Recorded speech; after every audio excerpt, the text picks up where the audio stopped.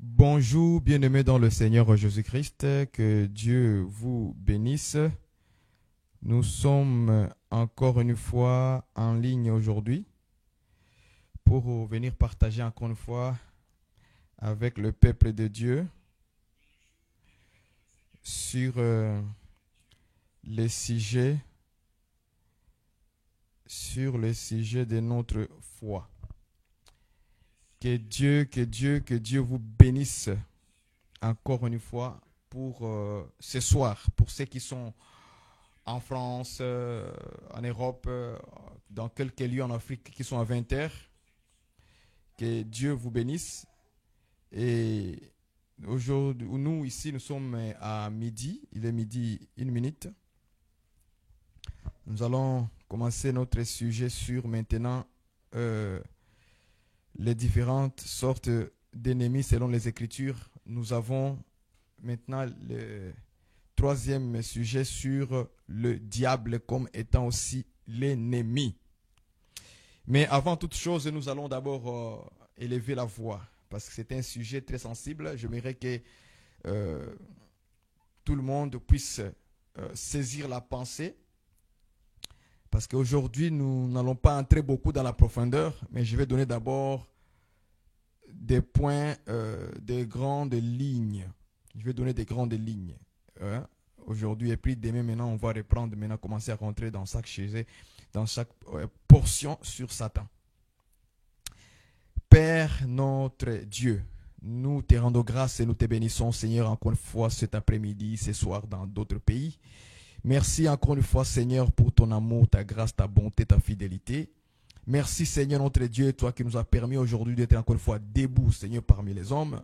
Nous te rendons grâce pour tout ce que tu fais, pour tout ce que tu es pour nous, Seigneur Jésus-Christ, parce que c'est toi, Seigneur Jésus-Christ, que tu nous protèges, tu nous gardes, tu nous guides, tu nous diriges, tu nous révèles ta parole, tu nous fais voir ta volonté, ce que nous devons faire et ce que nous ne devons pas faire. Je te bénis, Seigneur, notre Dieu, encore une fois, Père, pour ton peuple qui vient, Seigneur, pour écouter la parole à travers des réseaux sociaux que nous utilisons, Seigneur, pour véhiculer le message. Seigneur, merci. Merci encore une fois. Assistez-nous, Seigneur, en profondeur, de connaître les ennemis, l'ennemi qui est autour de nous, qui est le diable, les démons, les sorciers, les magiciens. Oh Seigneur, pour que nous sachions comment nous allons combattre parce que tu nous as donné les armes de Dieu. Merci Père éternel, toi qui prends soin de nous parler de tous ces sujets, au nom de Jésus-Christ. Amen. Que Dieu vous bénisse, bien-aimés dans le Seigneur. C'est encore une fois le frère Barouani devant vous sur les réseaux sociaux, comme nous nous sommes convenus que nous serons tous les jours 1 heure du temps pour s'exhorter dans la parole aussi. Et nous attendons maintenant sur un autre sujet sur les ennemis. Parce que le grand sujet, c'est les différentes sortes d'ennemis selon les Écritures. Nous avons parlé de la mort. Je vais vous signaler que la mort comme ennemi est très large. Est très large et ça prend beaucoup de points à l'intérieur. Il y a beaucoup de points à l'intérieur que d'autres points, je n'ai pas parlé de cela. Ok? Je n'ai pas parlé de cela. Aujourd'hui, le Seigneur veut que nous puissions sauter. Hein? Donc, si plus tard le Seigneur m'inspire encore sur la mort, j'amènerai toujours parler de ça. Ok? Donc, croyez-moi que le sujet de la mort n'est pas fini. Le sujet de la mort est toujours là. Il y a beaucoup de points. Donc, sinon, on va rester sur ça et on ne va pas aussi attamer ou toucher d'autres points qui sont aussi essentiels dans notre vie. Aujourd'hui, nous sommes allés maintenant sur le sujet aussi de l'ennemi qui est le diable.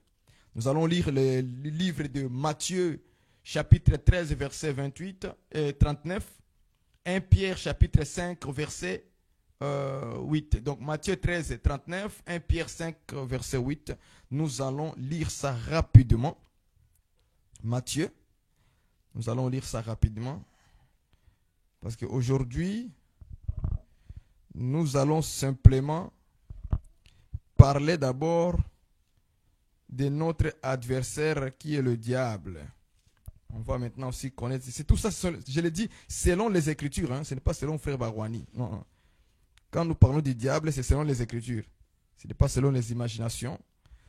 Ok, je lis avec vous Matthieu chapitre 13, verset 39. L'ennemi qui l'a sémé, c'est le diable. Je prends seulement ça. L'ennemi qui l'a sémé, c'est le diable.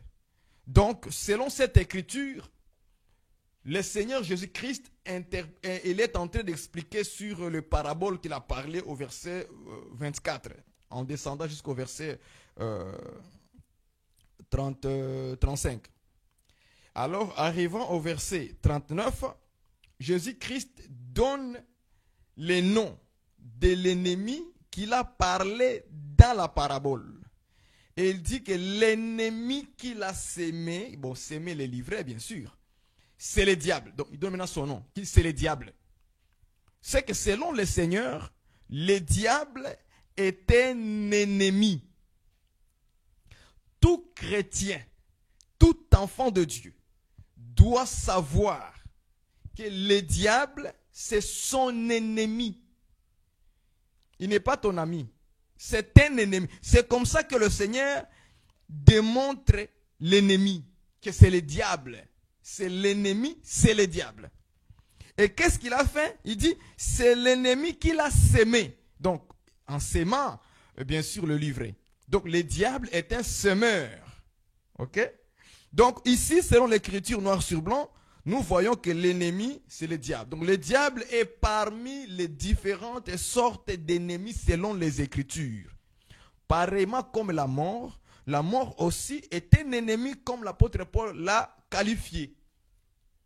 L'apôtre Paul a qualifié la mort comme étant un ennemi. Ici aussi, le Seigneur nous montre aussi le diable comme l'ennemi selon les Écritures. Et selon la parole de Dieu, il faut mettre le diable dans les catégories des ennemis. Il est l'ennemi de Dieu, et il est aussi l'ennemi des êtres humains, des hommes. Est-ce que vous comprenez ces choses? Nous allons prendre 1 Pierre. Je prends avec vous 1 Pierre, chapitre 5, le verset 8. 1 Pierre, chapitre 5, verset 8. Soyez sobres, veillez. Votre adversaire, virgule, le diable, virgule, rôde comme un lion rugissant, cherchant qui il dévorera. Vous voyez qu'ici aussi, le bien-aimé Pierre met clairement que le diable est un adversaire. Adversaire, c'est un synonyme d'ennemi. Donc, même les apôtres prenaient le diable comme étant un adversaire, un ennemi. Donc, ils prêchaient comme Jésus. C'est là où les apôtres ont vu ça, que le diable est un ennemi. Donc, il faut mettre le diable dans les catégories des ennemis des enfants de Dieu. Les ennemis de Dieu. Le diable fait partie des ennemis. Donc, le diable n'est pas notre ami. Il ne faut pas les camoufler. Ok? Donc, c'est pour ça qu'aujourd'hui, nous allons parler, le diable est un ennemi.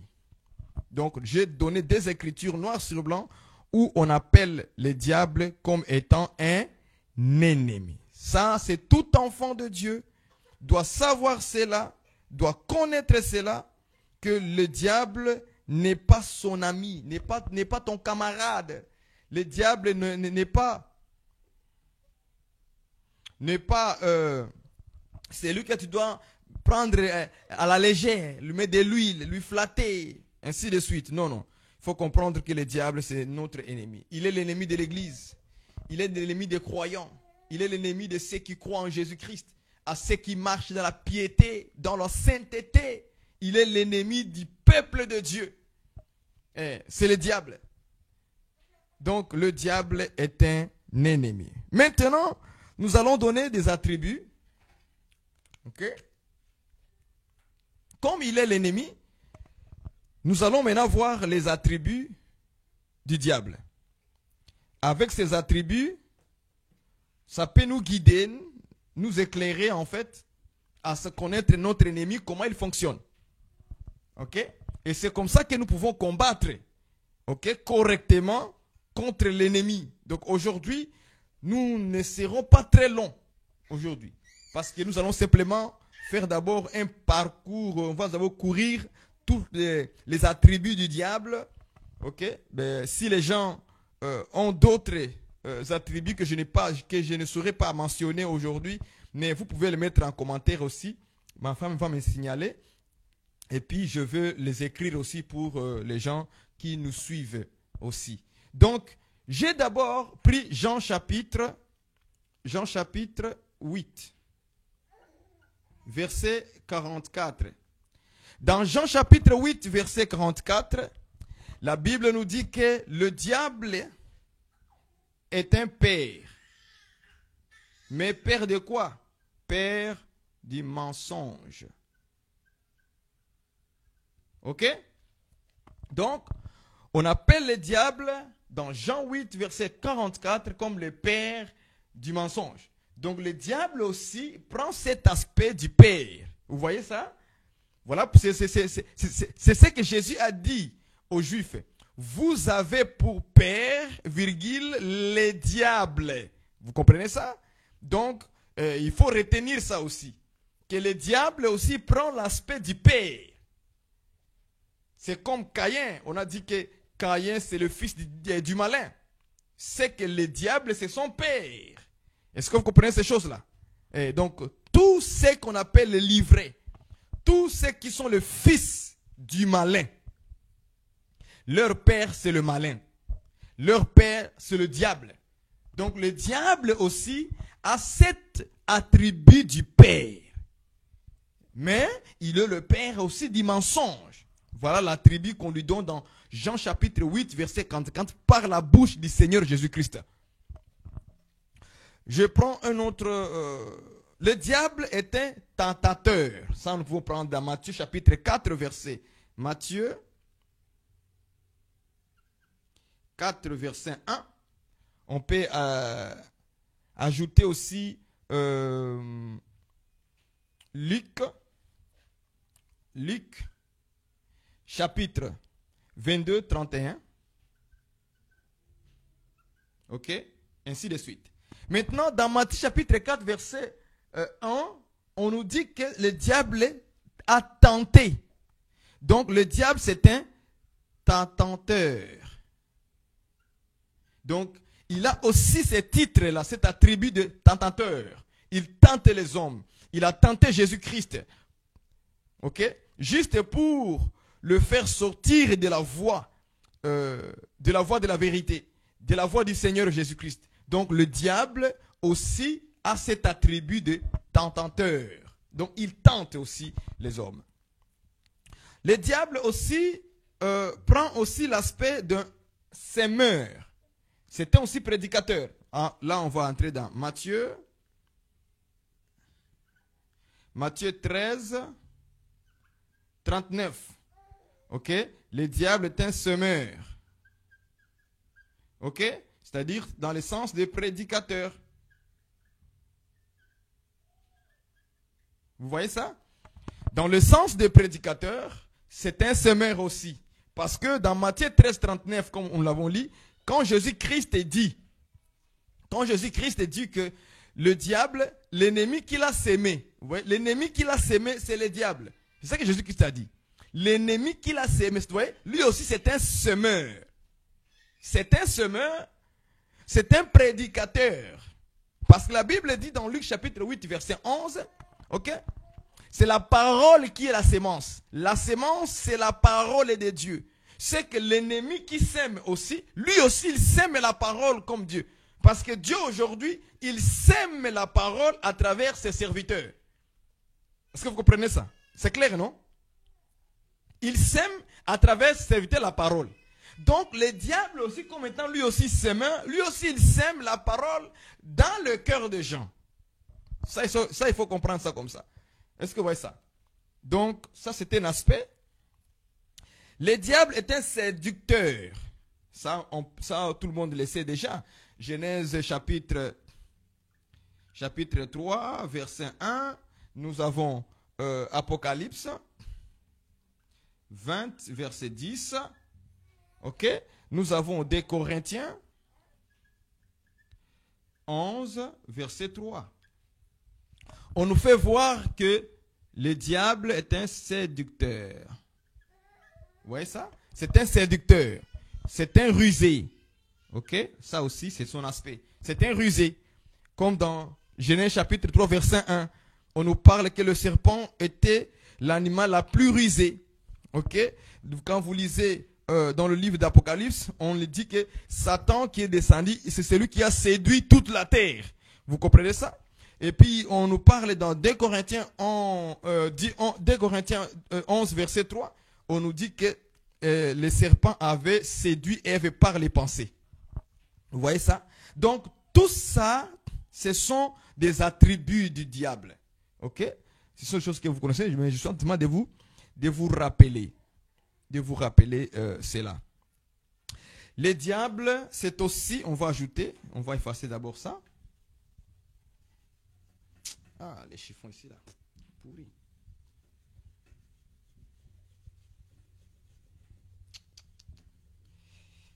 Le diable séducteur, rusé, malignité. C'est un malin. Voilà pourquoi on l'appelle malin. C'est malignité. Il est très malin. Voilà pourquoi ce n'est pas bon d'appeler quelqu'un. Toi, tu es malin. Ça n'a jamais toujours été bon. On ne peut pas dire ça aux gens. Ce n'est pas gentil. Ce n'est pas gentil de dire, oh, toi, tu es malin. Ça veut dire, il est diable complètement. Il est diabolique. Donc, séducteur, vous savez déjà ça. Mais le diable aussi, c'est le Dieu de ces siècles.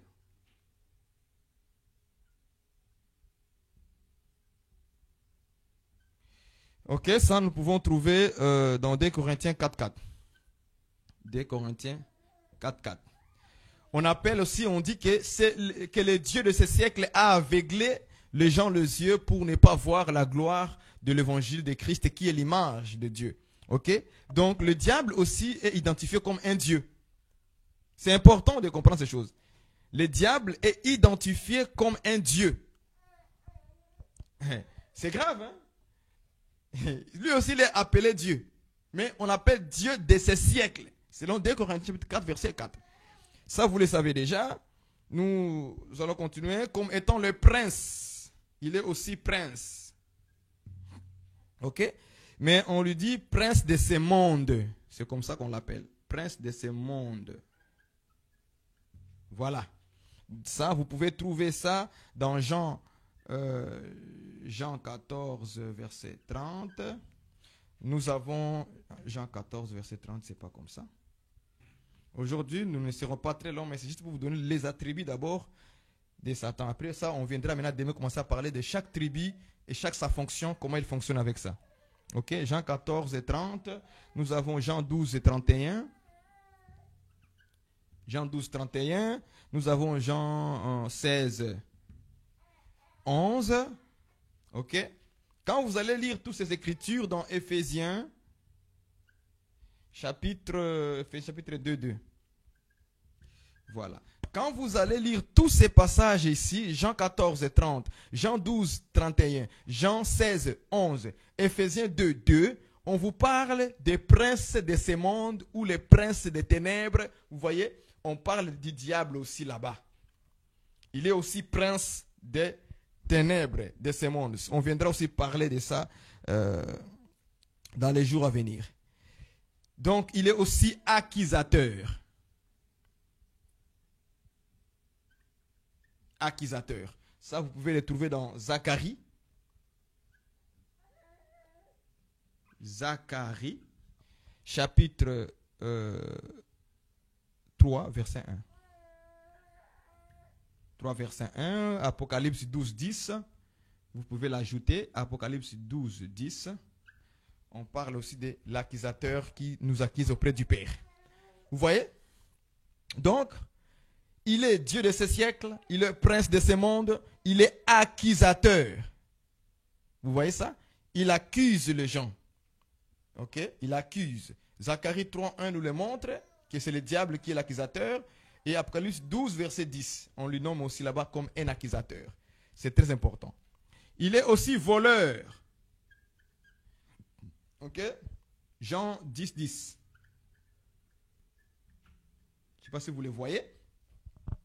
Il est aussi voleur. Jean 10, 10. Les voleurs ne viennent que pour dérober, détruire. Vous voyez ça? Et là-bas. On viendra aussi là-bas vous montrer comment le diable vole et qu'est-ce qu'il vole. Okay? On en parlera aussi dans les jours à venir. C'est très important que vous le sachiez, que nous le sachions, parce que c'est dans les Écritures. Ok? Tous les sujets que Jésus-Christ a convoqués et les apôtres ont parlé dans les Écritures, nous devons aussi en parler. Maintenant, la différence est où? La différence est que nous qui sommes dans l'évangile de Christ, dans l'évangile de Dieu, nous ne venons pas faire la publicité pour le diable. Non, non. Vous voyez que vous entrez dans une église. On vous dit, aujourd'hui, quelqu'un va témoigner. Mais quand il vient témoigner, ce témoignage de ténèbres là qu'il vient amener devant les gens, moi je ne refuse pas les témoignages. Mais des fois, il y a des témoignages qui distraient. Il y a des témoignages qui ne nous édifient plus. Il y a des témoignages qui viennent glorifier Satan. Est-ce que vous comprenez? C'est là où nous devons faire attention.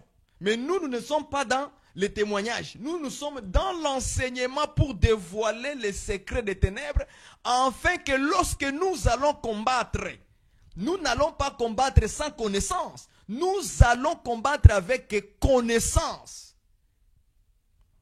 Vous ne pouvez pas aller combattre votre ennemi sans savoir quelles sont les armes que lui il a.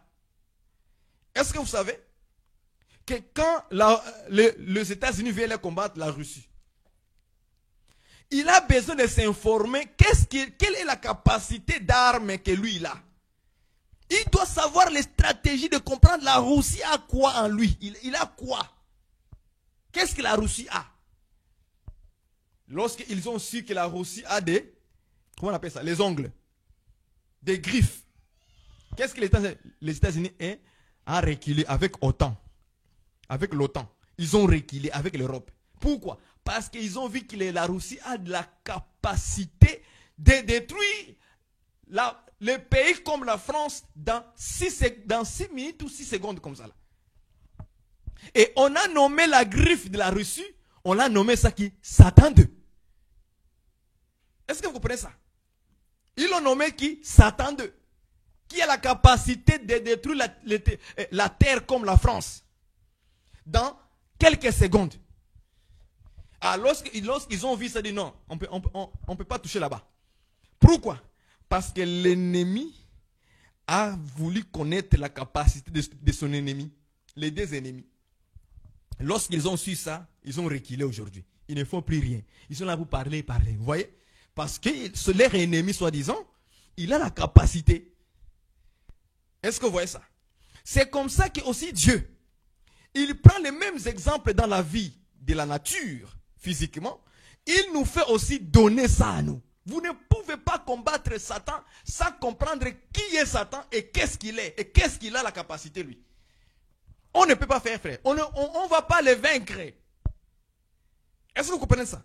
On ne va pas les vaincre comme ça parce que, vous voyez les gens, c'est que moi je déteste, ce sont les prédicateurs.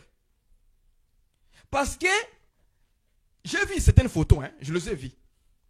Ou bien des petites vidéos. Les gens prennent la machette. Donc, ils commencent à faire la prière. Avec la machette physique. Vous voyez l'ignorance. Ils prennent la machette physique. Et ils commencent à prier maintenant. Et le pasteur dit, allez, coupez Satan. Coupez les démons. Coupez les problèmes. Ils prennent les machettes physiques. Et ils commencent maintenant à couper Satan avec ça. Vous voyez le manque de connaissances? J'ai vu d'autres même. Ils sont sortis dehors. Ils sont dehors maintenant, en train de frapper les balais à terre. Satan, je chasse les démons de ma famille, je chasse les démons de pauvreté. Mais vous combattez mal. Vous combattez dans l'ignorance. Parce que Satan, il s'appelle le père des mensonges. Satan, il s'appelle un tentateur. Satan, c'est un semeur. Il ne sème pas la parole, mais il sème aussi les troubles au milieu des enfants de Dieu. Comment les détecter lorsqu'il vient comme un semeur? Satan, il vient d'une manière, il change de couleur aussi. De la même manière comme Dieu change de couleur dans ses attributs. Le diable aussi change de couleur dans les attributs. Ah, gloire à Dieu, on n'appelle jamais Satan sauveur. Ça j'ai béni Dieu. Parce qu'il n'y a qu'un seul sauveur, Jésus-Christ. Lui, c'est un destructeur. Il vient pour détruire la destruction. Détruire. Jean chapitre 10, verset 10. C'est un voleur. Qu'est-ce qu'il vole? C'est un meurtrier. D'ailleurs, j'ai oublié. La Bible dit que c'est un meurtrier. Il a été meurtrier dès le commencement. C'est quelqu'un qui a la capacité de tuer. On ne joue pas avec lui. Il n'est pas notre ami, ni collègue de classe. On doit prendre ça au sérieux. Et c'est pourquoi les prédicateurs ont le devoir d'enseigner ces choses dans les églises.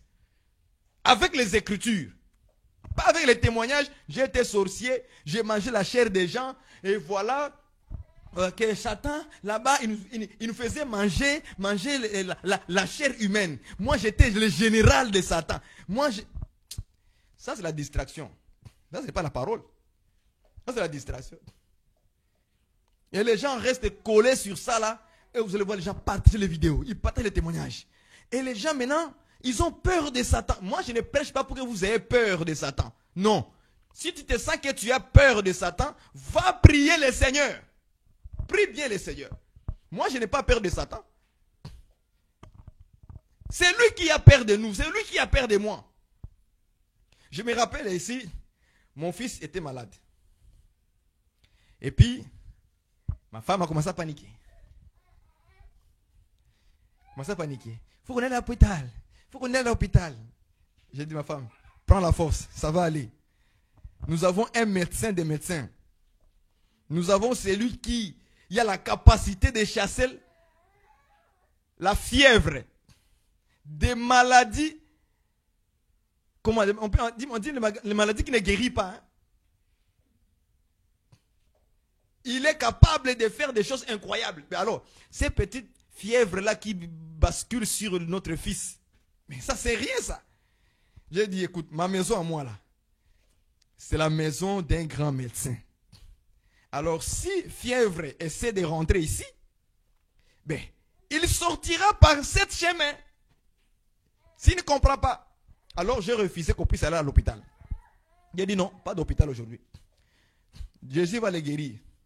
Mais je vous dis la vérité que moi-même, quand je voyais mon fils dans cet état de fièvre un peu maladif, je m'inquiétais aussi en même temps. Mais je mettais cette foi que non, le Seigneur va guérir ça. Ça, c'est une petite fièvre. Ça va partir. Ça va passer.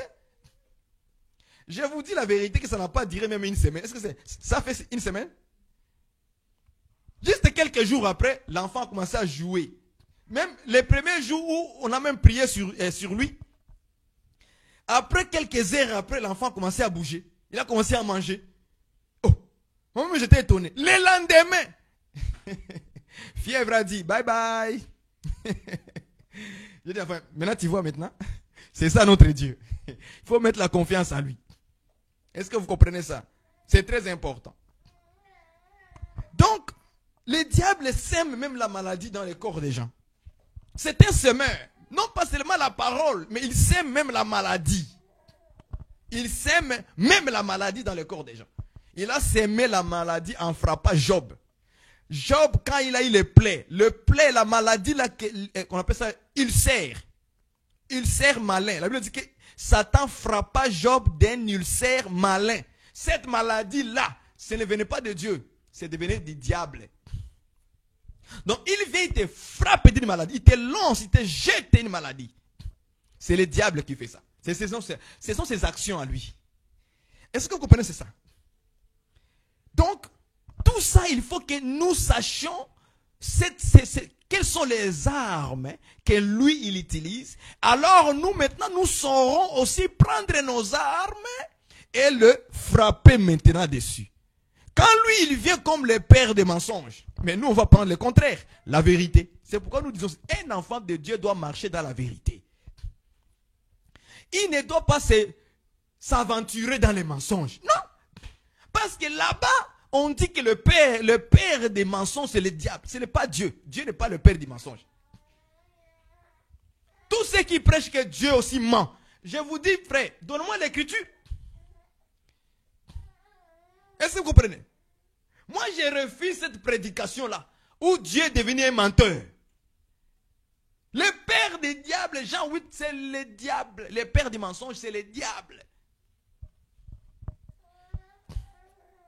Les détenteurs, c'est lui qui détient les mensonges, c'est le diable. Ce n'est pas Dieu. C'est le Dieu détient la vérité. Dans sa bouche, sorte que la vérité. Est-ce que vous comprenez? C'est très important. Il est aussi, c'est l'esprit qui tente les gens. Il crible les gens. Est-ce que vous voyez? Il secoue les âmes. Il vous amène dans des troubles, dans des problèmes, pour vous pousser à la désobéissance à la parole du Seigneur. Tout ça, ce sont des secrets qui doivent être enseignés dans les églises pour connaître et les stratégies, la manière dont maintenant, nous les enfants de Dieu, nous allons maintenant agir face à cet ennemi-là.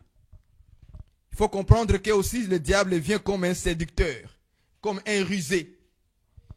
Le diable est vraiment rusé. Il est très malin. La Bible dit que le serpent était le plus rusé de tous les animaux des champs. Cette parole-là, c'est une parole prophétique aussi. Hein? Je vous dis la vérité. C'est une parole prophétique. L'animal le plus rusé de tous les animaux des champs. Or, la Bible dit que les champs, c'est le monde. Donc, le diable est l'esprit malin, le plus rusé de tous les animaux des champs. Tous les animaux des champs là-bas, les animaux là que la Bible parle, ce sont des rois de la terre. Ce sont des rois de la terre. Parce que les rois de la terre aussi sont identifiés, sont définis dans les Écritures toujours comme étant les animaux. C'est pourquoi quand vous lisez l'écriture de Daniel, on dit qu'il a vu une vision. Les animaux qui sont sortis de la mer. On a nommé le léopard, les lions, l'ours et le quatrième, on n'a pas donné son nom. Mais c'était un animal le plus dangereux. Mais quand Daniel a écouté la vision, il va maintenant interpréter cette vision. Dans l'interprétation de Daniel, il dit que les animaux que tu as vus, ce sont des rois et des royaumes. Acclamez le Seigneur. C'est que les rois de la terre sont identifiés comme les animaux, les bêtes. En plus, les bêtes sauvages, voilà les mots. Ce sont des bêtes sauvages. Donc, le diable ici, qui est le serpent le plus rusé de tous les animaux, c'est l'antichrist. Est-ce que vous comprenez ces choses, frères et sœurs? C'est l'antichrist maintenant. Il sera là maintenant, mais il va utiliser la ruse. C'est-à-dire, les autres animaux sont rusés. Ils ont aussi la séduction. Maintenant, le diable, lui, il les dépasse. L'antichrist, il les dépasse. Il est le plus rusé. Parce que c'est lui qui est la source de la ruse, de la séduction. Est-ce que vous comprenez ça, frère et sœur? C'est très important. Très, très, très important. Donc, l'antichrist, qui est le serpent le plus rusé, c'est celui-là qui séduit toute la terre. C'est le diable. Mais le diable est en personne. Est-ce que vous voyez ça? Les rois de la terre aussi comme les animaux, ils ont la séduction, ils ont la ruse en eux. Dans la politique. Regardez comment ces animaux, comme les rois de la terre, comment ils agissent. Regardez comment les États-Unis, qui est aussi une bête, un oiseau, un aigle, regarde comment il a séduit toute l'Europe. Regardez. tous les rois de l'Europe, toutes les bêtes de l'Europe, tous les animaux de l'Europe. Regardez comment ils sont séduits. Est-ce que vous voyez ça? Ce n'est pas pour rien que vous voyez, chaque pays a un animal préféré. La Russie, c'est l'ours. Les États-Unis, c'est l'aigle. Le Congo, qui est mon pays, c'est le léopard. La France, c'est le coq. Est-ce que vous voyez ça? Et chaque animal dans un pays a une signification. A une signification. Et c'est comme ça que Dieu voit ces pays-là comme des animaux. Vous devez être enseigné ces choses. La Côte d'Ivoire, je pense que c'est l'éléphant. N'est-ce pas? C'est très important de comprendre ces choses-là. Ça fait partie de nos enseignements à nous, à vous, les enfants de Dieu. Ce n'est pas pour les gens qui sont dehors, c'est pour l'église véritable de Jésus-Christ. Voilà pourquoi cela est écrit dans la Bible. L'ennemi se manifeste aussi comme l'animal la plus rusé, dans la séduction, dans la religion aussi, en utilisant des fausses interprétations des Écritures. Il vous fait croire à des expériences spirituelles, des visions, des révélations que tu as vues. Il va aussi se présenter comme un Jésus. Vous allez voir les gens venir nous parler. J'ai dormi, je vis une vision. Je vis Jésus-Christ me visiter. Il avait aussi des clous ici. Il était troué aussi. Je le voyais dans la vision. Vous voyez ça? Mais quand vous écoutez cette personne en train de vous décrire, c'est Jésus-là qui l'a vu dans la vision, ou dans son rêve, vous allez comprendre que ce n'était pas le véritable Jésus. C'était le diable qui se déguise en ange de lumière. Il se déguise en ange, parce que l'ange de lumière, c'est Jésus. Est-ce que vous voyez ça? L'ange de lumière, c'est le Seigneur Jésus-Christ. Donc, il se déguise en Jésus, comme Jésus. C'est la raison pour laquelle vous allez comprendre dans Matthieu chapitre 7, quand Jésus-Christ parle de faux prophètes, il dit aussi qu'il y aura des faux Christ. Soulignez les mots là, faux Christ. Ah oui! Est-ce que vous voyez ça, frères et sœurs? La capacité du diable de se manifester autrement, contrairement à ce que vous pensez. Vous pensez que le diable a des cornes? Il n'a pas de cornes, bien aimé. Arrête de penser comme ça. Toi, tu es un enfant, tu dois avoir une vraie connaissance. De faux Christ. C'est ça que Jésus a dit dans Matthieu 7. Il s'élèvera de faux Christ. Vous voyez que Jésus utilise aussi le mot Christ à l'intérieur. Vous voyez ça? Il utilise le mot Christ. Donc Satan aussi a la capacité de prendre ces mots-là comme Christ. Mais c'est un faux Christ. C'est un faux Jésus. Est-ce que vous voyez ça? C'est un faux Jésus. Vous voyez ça? Jésus est un grand prophète selon les Écritures. Mais lui, le diable, c'est un faux prophète.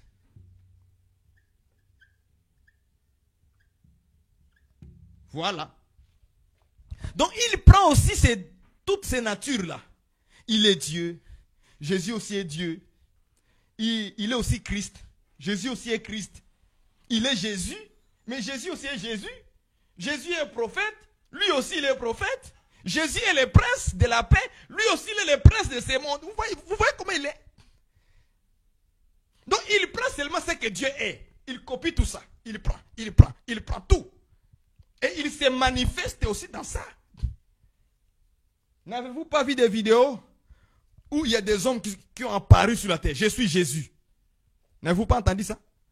Dernièrement, moi avec ma femme, on a vu dans une vidéo, je ne sais pas si en Tanzanie ou en Ouganda, un homme comme ça, il sort, il dit qu'il est Jésus-Christ. Et les gens l'adorent. Les gens se prosternent devant lui. Moi-même, j'étais étonné. Il dit, ah bon, il y a maintenant un Jésus en Ouganda, ou en Tanzanie, je pense. Il dit, ah bon, nous on ne savait pas qu'il y avait un Jésus déjà arrivé. Est-ce que vous comprenez? Tous Tout ça, ce sont les œuvres, ce sont les manifestations du diable. Parce que la Bible nous dit qu'aujourd'hui, le diable se manifeste comme un mystère. Mystère. Il est comme mystérieux.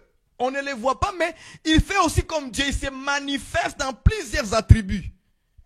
Si vous ne faites pas attention, il va même vous tromper, vous égarer. Parce qu'il a dit qu'il aveugle les yeux des gens pour ne pas voir l'évangile qui brille, la gloire de l'évangile, qui est l'image de Dieu. Est-ce que vous comprenez ça? Il se manifeste comme un mystère, il est mystérieux. Voilà pourquoi Jésus-Christ aussi, qui est mystérieux plus que lui, il doit dévoiler ses secrets, il doit dévoiler ses œuvres, il doit dévoiler ses desseins, il doit dévoiler à l'église son ennemi. Faites attention à l'ennemi. Comme je disais, par rapport au témoignage, oh, j'ai vu Jésus, j'ai vu Christ, il m'a apparu dans la vision. Il faut toujours poser à cet esprit-là, s'il est vraiment Jésus. Il faut les poser des questions selon les Écritures. Il faut être comme Gédéon parfois. Il faut éprouver l'esprit. Il faut dire, ok, tu es venu me parler hier. Si réellement c'est toi Jésus, le véritable, reviens encore aujourd'hui. Je vais te voir si c'est toi. Et puis tu t'étais, tu es calme. Est-ce que vous voyez ça? Après tu es calme. Tu attends s'il va venir. Il y a une chose que le diable n'accepte jamais. C'est de venir lui dire quoi faire. Il n'aime pas ça. Tandis que chez Dieu, Dieu est humble. Parce que Dieu, quand il voit ton cœur, il sait que tes sentiments, c'est d'être assuré que c'est réellement Dieu. Ce n'est pas mauvais de le mettre Dieu en épreuve. Ce n'est pas mauvais. Face aux esprits là, ce n'est pas mauvais. Parce que Dieu sait que le monde entier est rempli des esprits. On appelle ça les esprits des ténèbres. C'est comme ça qu'on a écrit dans le livre de Ephésiens chapitre 6. Quand on parle que nous combattons contre les esprits. On les appelle les esprits des ténèbres. Ils sont beaucoup. On ne peut pas les identifier. Alors, comme Dieu aussi c'est un esprit, selon Jean 4, 24, il ne veut pas que ses enfants soient troublés ou bien se trompent. Alors, il faut mettre cet esprit-là en épreuve. Est-ce que c'est réellement toi, Seigneur? Ce n'est pas mauvais. Il va encore répéter. Parce qu'il sait que tu veux être sûr, n'est-ce pas? Il veut que tu sois assuré. Donc cette assurance, est-ce que moi c'est Dieu qui m'a parlé? Bon, attendons voir si Dieu encore va me reparler encore. Parce qu'il veut que tu sois sûr que c'est lui qui a parlé. Gédéon a fait ça 3 fois. Il a été assuré. Gloire au Seigneur. Dieu ne s'est pas fatigué parce qu'il sait que Gédéon veut savoir si c'est réellement l'Éternel qui lui a parlé. Ouais, les gens, ils dorment. Ils rêvent. Ah, Dieu m'a parlé. Directement comme ça. Dieu m'a parlé. Oui, Dieu, sans vérification. Sans vérification. Vous savez que le diable aussi se manifeste dans le rêve, dans les songes, dans les visions. On en parlera. Dieu aussi fait ça, mais le diable aussi fait la même chose. Donc il pénètre dans tous les coins des choses de Dieu. Il veut aussi pénétrer là-bas. Dans les visions aussi, lui aussi il fait des visions. Dans les rêves, lui aussi il fait des rêves. Vous allez voir quelqu'un qui dort. Mais tu dors, tu te vois en train de faire Jackie Chan, Rambo. Mais comment tu es arrivé, toi qui n'es pas marié, la soeur, les frères ne sont pas mariés. Mais quand il dort seulement comme ça, il voit une fille, une belle fille qui apparaît dans son rêve. Et qui commence à les draguer. Une fille dans le rêve qui te drague. C'est diabolique. Si c'est la sœur, elle dort. Elle voit un bon homme qui vient en veste et en costume. Bonjour ma sœur. La sœur se réveille. Dieu m'a montré les maris de ma vie. Juste comme ça. Est-ce que vous voyez? C'est là où le diable commence à détourner vos regards du cœur. Après, le diable va manifester un homme. Ah, directement dans ta pensée, oui, c'est l'homme-là que Dieu m'a monté dans les rêves. Sans savoir que le diable aussi prépare toutes choses. Le diable les prépare, bien aimé. Il est capable de te préparer. Il prépare les actions. Vous imaginez quand le diable est venu, quand il est venu, comment dirais-je, quand il est venu tenter Jésus, la Bible dit que quand il a échoué, il s'est retiré. Pourquoi? Il s'éloigna pour une occasion favorable. C'est écrit comme ça. Lisez bien dans Luc, chapitre 4. Il dit, il s'est éloigné pour une occasion favorable. C'est-à-dire que lorsqu'il échoue, il retourne en arrière. Pas pour aller s'asseoir, pour aller prendre de l'air, je sais pas, à Hawaï ou en Californie ou bien en Europe. Non. Il ne va pas aller se reposer. Il va aller étudier. Il va aller étudier. Il étudie maintenant. Ce type-là, comment je vais la voir? Ah! J'ai essayé de l'amener, de m'adorer. Il n'a pas accepté. J'ai essayé de l'amener à lui montrer le monde entier, la gloire. Il n'a pas accepté la richesse. J'ai essayé de lui présenter les femmes. Il n'a pas accepté. Ah! Donc tout ça là, il refuse. Maintenant, quand vous lisez la Bible, on ne vous montre pas l'occasion favorable était où. On ne vous le montre pas. Mais nous les ministres, on a la réponse. Donc, quand il a échoué tous ces événements-là dans Matthieu 4 et Luc 4, il tente le Seigneur Jésus. Il échoue dans tout ce qu'il a dit là, que vous connaissez déjà. Qu'est-ce qu'il fait? L'occasion favorable maintenant, c'est tuer Jésus. Voilà les dernières occasions. Voilà. C'est pourquoi Jésus-Christ a dit aux Juifs, c'est maintenant votre ère et de la puissance des ténèbres. Or, la puissance des ténèbres, c'est la puissance du malin, c'est la puissance de Satan. Donc, le temps favorable maintenant du diable contre Jésus, c'est faire quoi? C'est de tuer Jésus maintenant. Qu'est-ce qu'il va faire? Il va rentrer dans Judas. Judas va vendre, donc Satan avait déjà préparé toute la scène. Comment on va livrer Jésus? Premièrement, il faut d'abord le livrer. Après l'avoir livré, il faut maintenant l'amener vers la mort. Qu'est-ce que Satan... Satan avait déjà préparé toute la scène. Il va maintenant aller rentrer dans Judas. Dans Judas maintenant. Il rentre à l'intérieur. Judas sera maintenant l'instrument du diable. Quand vous voyez Judas avec les yeux, vous pensez que Judas est normal. Judas n'est pas normal. Judas n'est pas normal. À ce moment-là, Judas devient antichrist. À ce moment-là, quand le diable rentre dans le corps de Judas, Judas devient antichrist en personne. C'est incroyable. Est-ce que vous comprenez ces choses? Judas va aller maintenant vendre Jésus plutôt. Il va aller vendre Jésus. Est-ce que vous voyez ça? Parce que l'objectif maintenant, le temps favorable maintenant, c'est tuer. C'est tuer le Jésus parce qu'il vient là. J'ai essayé toutes les tentations possibles, ça n'a pas tenu. Maintenant, il va reculer, aller étudier comment je vais faire maintenant pour le faire chuter dans le péché. Comme il n'a pas réussi de l'amener dans le péché. Il va faire quoi maintenant? Tuer Jésus. Comment il va tuer Jésus? Il faut rentrer dans un homme qui s'appelle Judas. Et Judas va aller vers les pharisiens. Les pharisiens vont lui donner de l'argent, 30 pièces d'argent, n'est-ce pas? 30 pièces d'argent. Et alors, Judas va amener les pharisiens plutôt, avec toute leur armée, vers Jésus. Vous voyez ça? Armageddon, c'est la guerre. C'est la guerre d'Armageddon. Armageddon. La Bible dit que Satan va rassembler toute son armée contre le Seigneur des Seigneurs, le Roi des Rois, qui est Jésus-Christ. Et Jésus va les vaincre. Dans la première venue de Jésus, l'Armageddon existait, frère.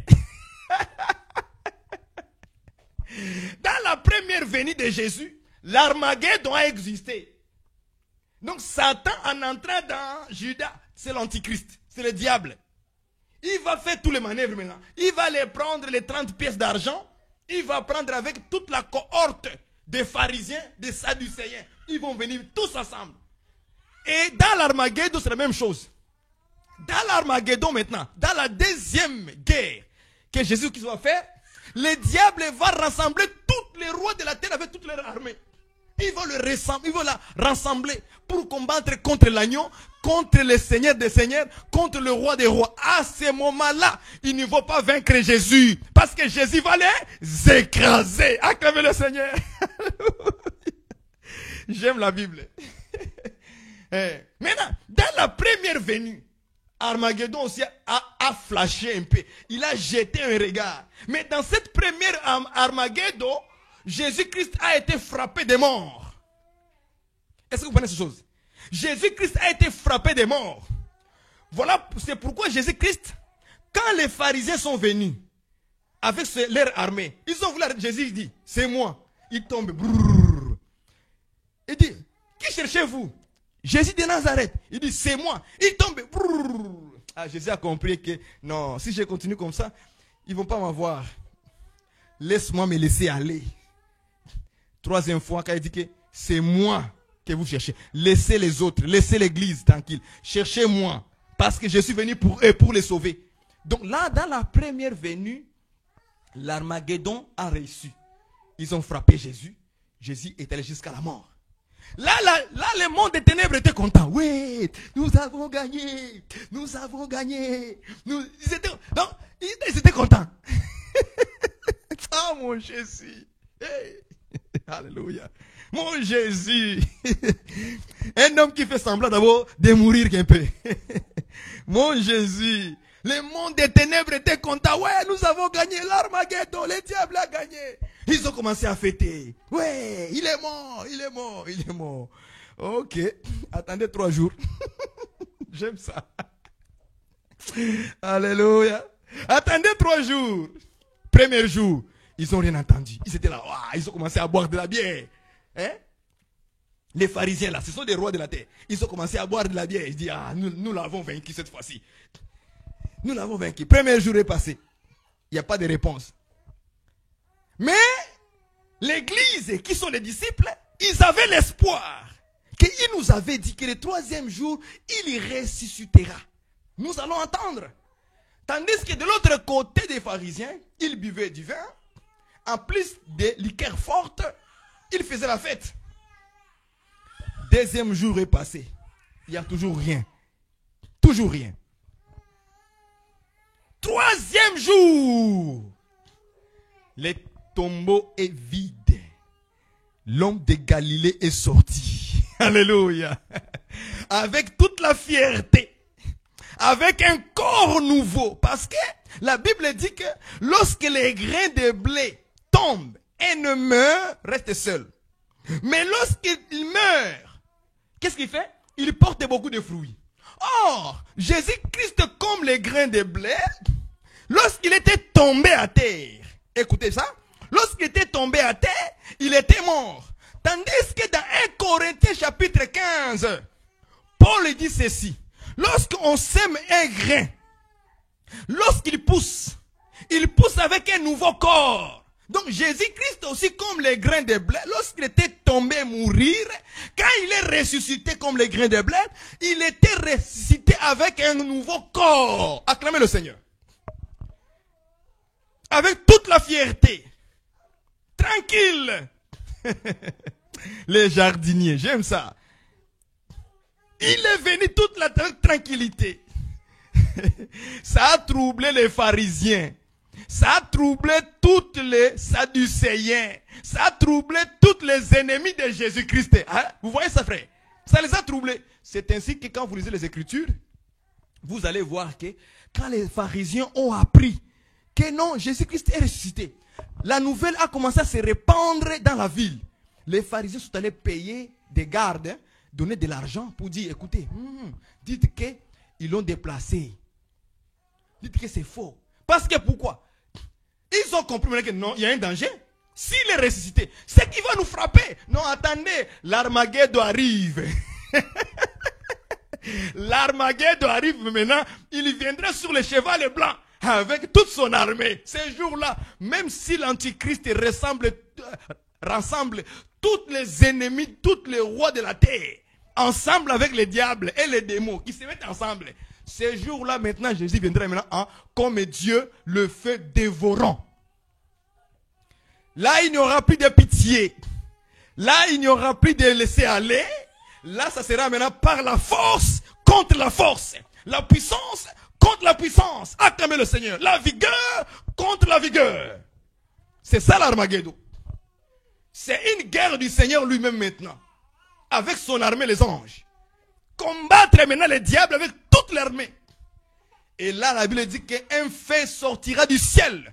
Et il va les dévorer. Ça, c'est la prophétie. Acclamez le Seigneur. Mais dans la première venue, d'abord, il y a eu un petit flash d'Armageddon. On a vaincu Jésus. On l'a tué. Jésus était mort à la croix. Ah, Dieu est merveilleux. Judas qui croyait qu'il avait réussi. À un moment donné, lui-même, il avait pleuré. Ah, frère, vous devez pleurer, mon cher. J'exhorte les bien-aimés. Lorsque vous livrez Jésus entre les mains du diable, entre les mains des ennemis, qu'est-ce que je veux dire par là? Lorsque vous marchez contre la sainte doctrine, parce que Jésus-Christ aujourd'hui, c'est la parole. C'est la sainte doctrine. Lorsque vous marchez contre la sainte doctrine, vous devez pleurer, frère. Parce que tu as livré Jésus pour la deuxième fois. Tout enfant de Dieu qui marche contre la parole de Dieu lorsque nous le prêchons dans la vérité, il fout la parole de Dieu aux pieds. Il ne pratique pas la parole. Comprends que tu as livré Jésus. Et comme tu as livré le Jésus, les ennemis se réjouissent. Et Dieu est mécontent de ça. Judas a pleuré lorsqu'il a compris que j'ai livré un homme juste. Toi aussi, ma soeur, mon frère, tu dois pleurer que j'ai livré un homme juste. Je n'ai pas pratiqué ce que je devais faire. Nous devons être les gardiens de la parole, les gardiens de Jésus-Christ, et non pas les livreurs de Jésus à cause des 30 pièces d'argent. Hein? Il y a des gens comme ça. À cause du pain, ils livrent la parole. À cause des 50 $ américains, ils livrent la parole. Il est capable d'abandonner la parole de Dieu, qui est Jésus-Christ, et prendre 50 $. Il est capable de livrer son corps au péché, parce que les désirs de la chair les troublent. Il est capable de livrer ça. Il dit non, je dois faire ça. Mais Dieu comprend, hein? Donc Dieu ne te comprend pas. Tu es dans le péché. Tu dois te repentir. Comme Judas aussi. Il y a beaucoup de gens qui livrent le Seigneur. Ils le livrent. Dans le boulot. Hein? Dans les boulots là-bas où vous travaillez. Vous livrez Jésus. Parce que vous ne pratiquez aucune parole là où vous êtes. Aucunement. Vous ne le pratiquez pas. Tu ne te sens pas que... Non, ça ne marche pas. Tu ne te sens pas que ça ne marche pas.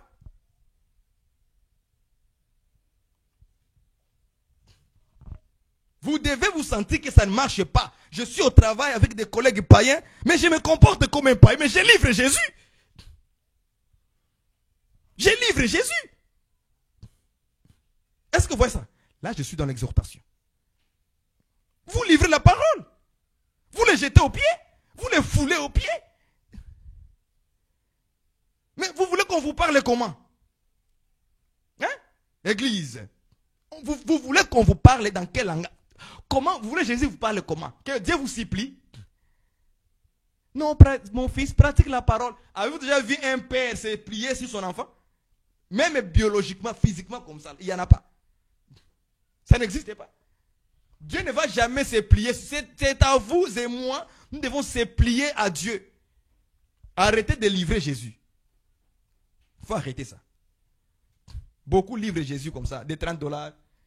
Il dit, écoute, nous avons 30 $, hein? Il faut laisser ça.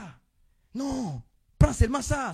Ça va t'aider dans la vie. Ça ne va pas. Si je vois que les 50 $ là, c'est pour livrer Jésus, je ne prends pas. Si c'est pour livrer, abandonner la parole, je ne prends pas. Si c'est à cause du pain, ok? Si c'est à cause du pain là, pour manger mon ventre, que je dois abandonner la parole, je dois livrer Jésus, je ne le ferai pas. Je préfère garder mon Jésus et mourir de faim. Ça, c'est un homme fidèle à la parole. Parce qu'il protège la parole, parce qu'il sait que le pain passera. L'argent passera. Mais mes paroles ne passeront point. Lui, il connaît ça. Et un enfant de Dieu doit connaître ça. C'est important de comprendre ça. Les 50 $, les 20 $, les gens livrent leur corps, les filles, les soeurs. Ils disent, ah, Dieu comprend, je manque de l'argent. Vraiment, je dois aller coucher avec un homme pour me payer de l'argent, pour me donner de l'argent un peu. Mais Dieu comprend. Dieu ne comprend absolument rien quand il s'agit de livrer Jésus. Il ne comprend rien. Aujourd'hui, si les Juifs sont abandonnés par Dieu, lisez aussi très bien, vous allez voir. C'est parce qu'ils ont livré Jésus entre les mains des Romains. Et ils ont demandé que son sang retombe sur nous. Regarde, regarde. Que son sang retombe sur nous. Ok, Dieu a dit d'accord. Son sang de ces justes tombera sur vous. Et la femme de Ponce Pilate a dit quoi? Elle dit, cet homme me trouble dans mon sommeil. N'essaye même pas de lui faire du mal. C'était la blague Jésus. Hein? Voilà. Pendant que Jésus est enchaîné, mais Jésus était en train de troubler une femme. La femme du gouverneur Ponce Pilate. Pendant qu'il est enchaîné physiquement, hein, dans les prisons de Ponce Pilate, avec les Juifs. Mais pendant ces moments-là, Jésus est grave. Pendant ces moments-là, Jésus était en train de troubler la femme de Ponce Pilate dans son sommeil. Jésus, ce n'est pas n'importe qui. Nous ne prêchons pas un Jésus comme ça, un Jésus ramassis. Nous prêchons un Jésus capable d'être lié ici, mais il est délié de l'autre côté. Alléluia. Alléluia. C'est ça le Jésus que nous prêchons. Un Jésus qui est au ciel, il est sur la terre en même temps. C'est ça le Jésus que nous prêchons. On ne prêche pas n'importe quel Jésus. On prêche un Jésus qui se préoccupe de ses enfants. Quand Étienne, on le faisait lapider, Étienne lève les yeux. Il voit Jésus, le véritable Jésus. Il dit, Père, Seigneur, pardonne-leur. Et puis il avait dit qui? Il s'est endormi. Il n'est pas mort, hein? Il s'est endormi. Quand Jésus l'a vu, Jésus était content de voir Étienne dormir. Jésus n'a pas réagi pour frapper les pharisiens. Jésus n'a pas réagi pour détruire les sadducéens. Non, non, non. Les juifs qui lapidaient Étienne. Non. Ça, c'est un Jésus. Mais un Jésus qui te dit, il faut se venger. Ah! Ce n'est plus Jésus. Ce n'est plus Jésus qui te dit ça. Est-ce que vous comprenez ces choses? Donc, voilà un peu dans quoi maintenant nous allons partir sur le diable comme étant ennemi. J'ai flashé un peu beaucoup des éléments à l'intérieur pour parler des flashs d'Armageddon, le diable avec son armée qui ont attaqué Jésus et ils l'ont fait tuer. Quand j'ai dit le fait tuer là-bas, c'est tuer la chair de Jésus. Mais ils n'ont pas tué l'âme de Jésus. Non, non, non, non. Ils ont tué la chair de Jésus. Mais Jésus avait une promesse en lui-même qu'il ressuscitera. C'est-à-dire que Dieu va le ressusciter. Ils ont tué la chair. Dieu l'a ressuscité avec une nouvelle chair. Un nouveau corps. Un corps glorieux. Un corps magnifique. Incorruptible. Immortel. Et là maintenant, Jésus est dans sa force. Il s'est laissé faible pour sauver. Les diables étaient contents dans le monde des ténèbres. Ouais, on a gagné. Premier jour, ils étaient contents. Deuxième jour, ils étaient contents. Troisième jour, ils ont entendu que dans la nouvelle, dans la ville, que non, il est ressuscité. Il est ressuscité. Quand ils ont tellement entendu ça, ils ont dit, mais c'est quoi alors? C'est quoi les projets? C'est quoi les projets? Il est revenu à dimanche. À ce moment-là, le monde des ténèbres a commencé à trembler. La terre commençait à trembler. Le monde de Satan a commencé à trembler. Il dit, ben, s'il est revenu à la vie, c'est que maintenant, là, nous serons frappés. Oui, exactement, oui, c'est vrai. Ils seront frappés, mais à la deuxième venue de Jésus, à la guerre de Armageddon. Ça sera une guerre entre les diables avec le roi de la terre, ensemble pour combattre les seigneurs des seigneurs. À ce moment-là, maintenant, Jésus sera dans sa force. Ça sera force contre force, puissance contre puissance. Et la Bible dit que l'agneau les vaincra. Acclamez le Seigneur. Donc nous allons parler maintenant dans ces jours. Demain, on va commencer maintenant à parler du diable dans plusieurs aspects. Il y a d'abord l'aspect du mensonge. Il y a l'aspect des tentations. Il y a l'aspect des semer. Il sème beaucoup de choses. Il sème aussi la parole comme prédicateur. Mais il sème aussi de l'autre côté les troubles dans le monde. il sème des scandales, il sème des soupçons entre frères, entre amis, entre collègues. Il sème aussi beaucoup de choses qu'on en parlera aussi comme sémeur. Le diable aussi enlève, c'est un oiseau. Dans Matthieu 13, 39, on le qualifie comme un, dans Luc 8, 5 et Luc 8, 12. On qualifie le diable comme étant un oiseau qui enlève la parole à ceux qui écoutent, en fait de ne pas croire à la parole de Dieu. Ça aussi, on en parlera aussi dans cet aspect d'oiseau. Le diable aussi inspire. Il inspire dans Jean chapitre 13, verset 2, 1 Chronique 21, verset 1, Matthieu 16, verset 23.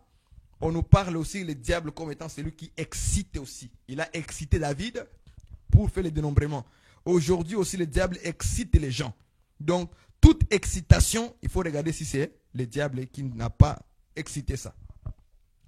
Inspiration. La Bible dit que toute écriture est inspirée de Dieu. Donc, Dieu, de l'autre côté, il inspire les écritures là.